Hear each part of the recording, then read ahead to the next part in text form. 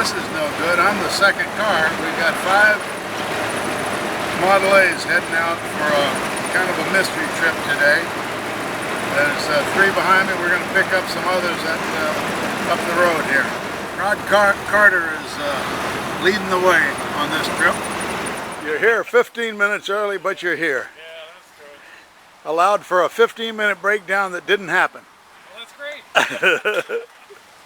How many cars have you got? We drove in with 5 and a modern.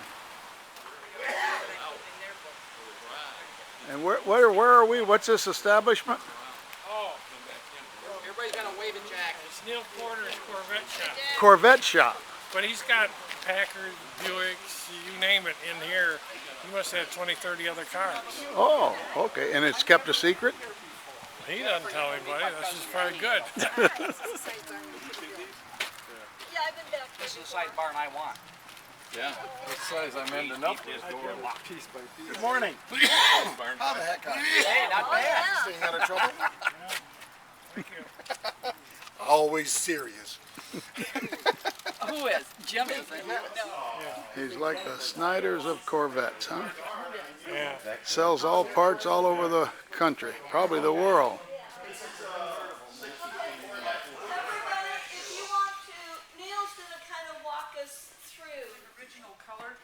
It's the color the car was built in, all the options, the way the car was built. It's been restored, but it's the way the car rolled out of the assembly line. There's nothing changed. Every option. It's all new Corvette underneath. It looks like a 54 Corvette. It is a 54 Corvette, but it's been LS2 engine. This is the fastest. Meteor Radu, which is French-Canadian Ford. It was, yeah, it's Canadian. I brought it back from Toronto. They think there's about 10 of these left in existence. Old Packard.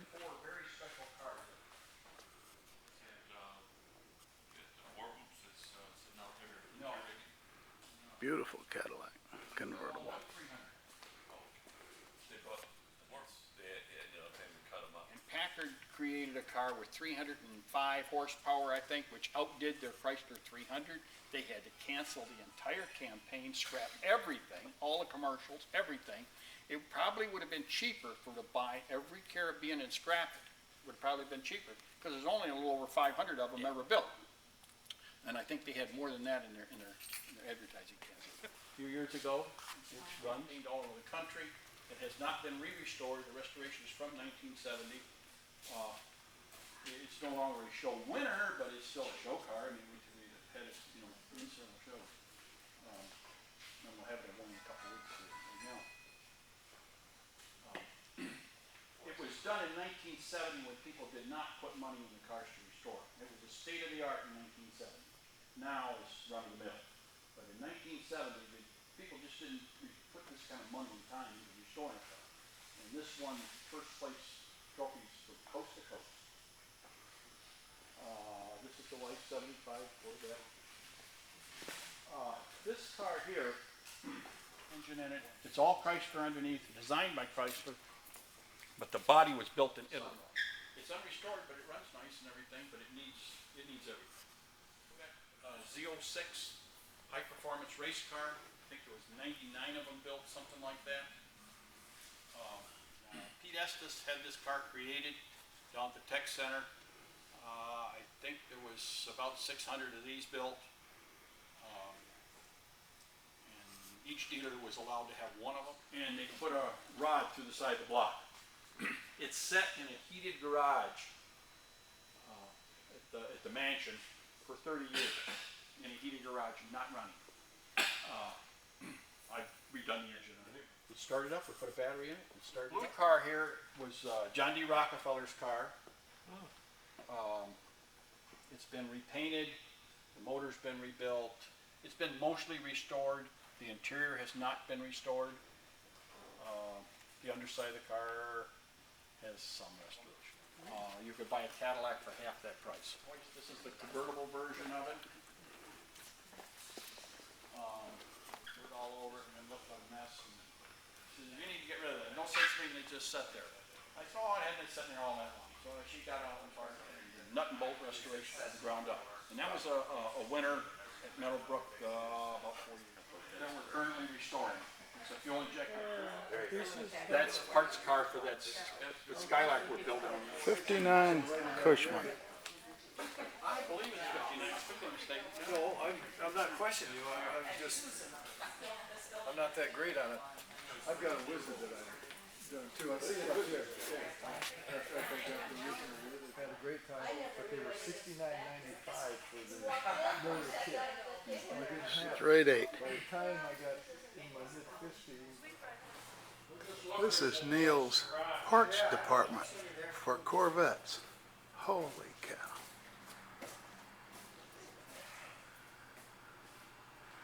Nice little Corvette here.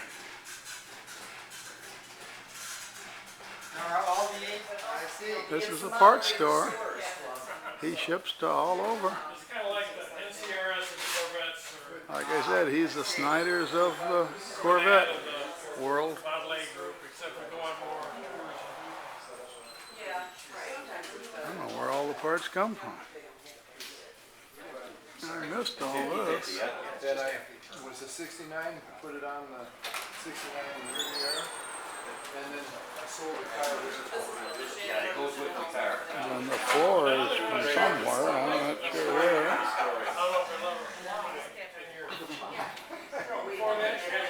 No known cure.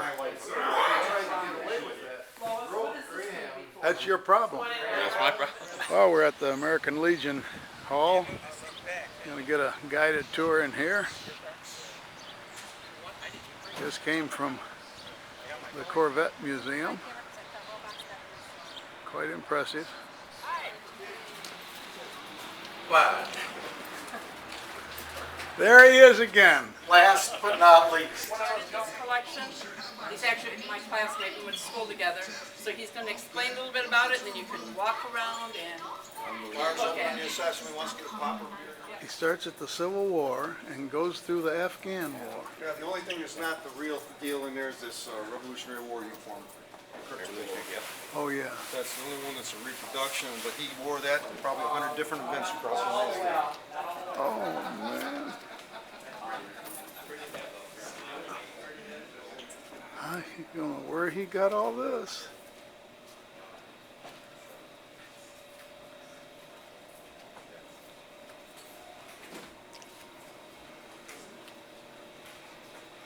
Yeah, this is good. Here's the Korean War.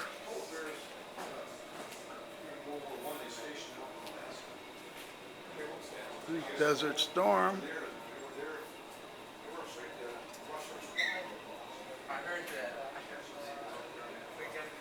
And I guess during restaurant hours, these curtains are all drawn, so you don't even know this is back here.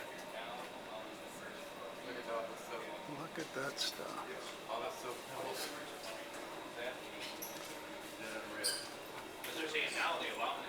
This is phenomenal. Isn't this, what war is this one? Is this Afghan? I guess it is. Victorian area that donated in memory of their Isn't that parent or something? something. State of Michigan. We have a lot of school groups come through.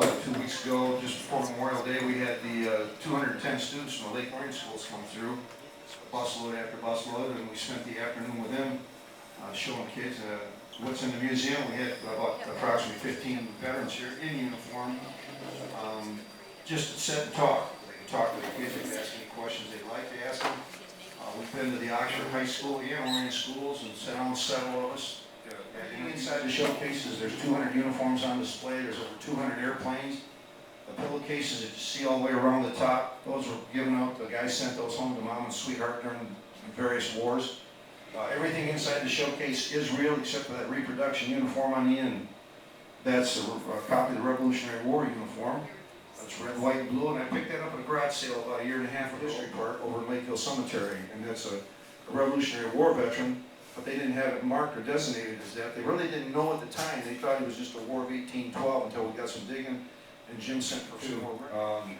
He was on the USS Juento, which was just a transport frigate ship kind of like we were talking about the Merchant Marines. It was a supply ship during the Spanish-American War that he served on. I have a set of whites that was his used during the Spanish-American War. Those blues and that blue shirt was used there also. But he continued on and stayed in during World War I, fought through World War I on that same ship, the USS Juventa. In 1921, they mothballed the ship. He stayed in the doctor if he needed help. The last couple of years he was alive, he did go out, he wouldn't talk to anybody. He'd walk downtown to the old IGA across there, pick his newspaper up and maybe go get a haircut, but he never talked to anybody. So one day he was traveling, I think it was on a Sunday morning, walked across the street and a car hit him. I still don't know the full story what took place. He passed away 2 days later in the hospital. But he was quite a pilot. I understand, I read stories, and one of the other guys that flew one of the DC-3s knew him, said that they would fly that plane until it smoked so bad, they had it loaded so much with supplies, it didn't have enough power to get over the mountain. The co-pilot and one of the other guys was in the plane, were out there shoving supplies out the side door so they could make it over the hump, as they call it. The engines were smoking, they just didn't have time to change engines, they just kept flying. Third Marines became a Navy SEAL. Those are actual gold wings, Navy SEAL wings that are hanging up there on that front of that coat. Served in Vietnam, had 4 tours in Vietnam as a Green Beret. But 28.5 years in the military, he was with the 504th Tactical Squadron out of Selfridge Air Base, which that purple beret represents. His Green Beret is rolled up under the top up there under the uplift. He was making a night mission jump trying to rescue some people, and I can't tell you the story.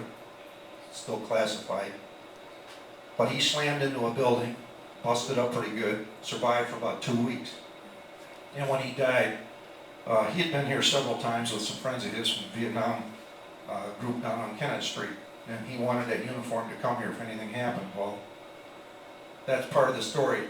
Each one of his family members has his other uniform from each branch. There's a bunch of these mounted in the top of the showcase, and there's some more down there. I've got patches. There's a patch collection that's out of this world. I've got guys, when we do the gun show, would like to have all those patches.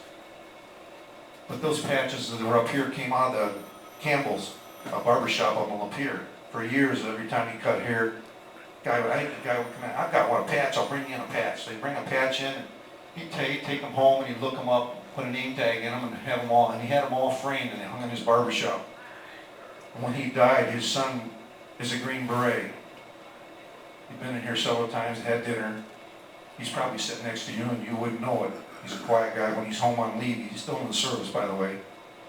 He come down and he brought those. He said, I want those to come here so everybody can see. Thompson submachine gun is inside.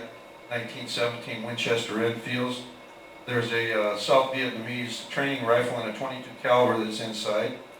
M1 carbine time period. The next one is Vietnam here. With all the machine gun belt links, and all the guys normally carried a lot more than that. They usually carried 6 bandoliers of machine gun ammo when they went on patrol. You threw everything else away because that wasn't going to save your life. That ammo was what kept you alive, and a ration bar in your shirt pocket. This is a 10th Mountain Division uniform. I think that's the one Jay Fairvalley may have worn. 10th Mountain Division. Yeah, we got so much. Yeah, we got our sign out there. Good place for it. Well, that's a lot better than. Okay, we're leaving the American Legion Museum, which was quite a show.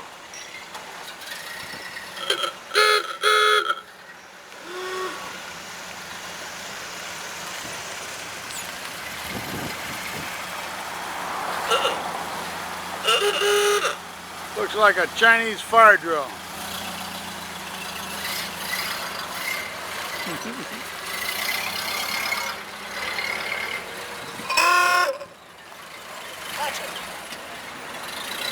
Oh, here comes a truck, in case we need to haul anything.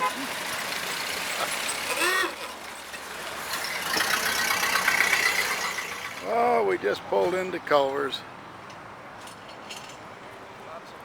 This is our final destination. We'll eat here, look at the cars, listen to the Viceroys who are going to be playing here tonight, and then head home. Well, how'd you like leading your first tour? Great time. Piece of cake, huh? Piece of cake, and I couldn't have done it if I didn't have Jack Baum right behind me. What in the world is this there? I don't believe it. It's the famous RC. He's got fenders on it. have a Model A. You really have one. I really do Well, have shut my mouth. Look at that. Where's the hood? Oh, I'm still fitting stuff. Still fitting. Hey, just Did, got the did fenders it on overheat? last night. Did it run good? Oh, that's good. Well, it's cute as can be.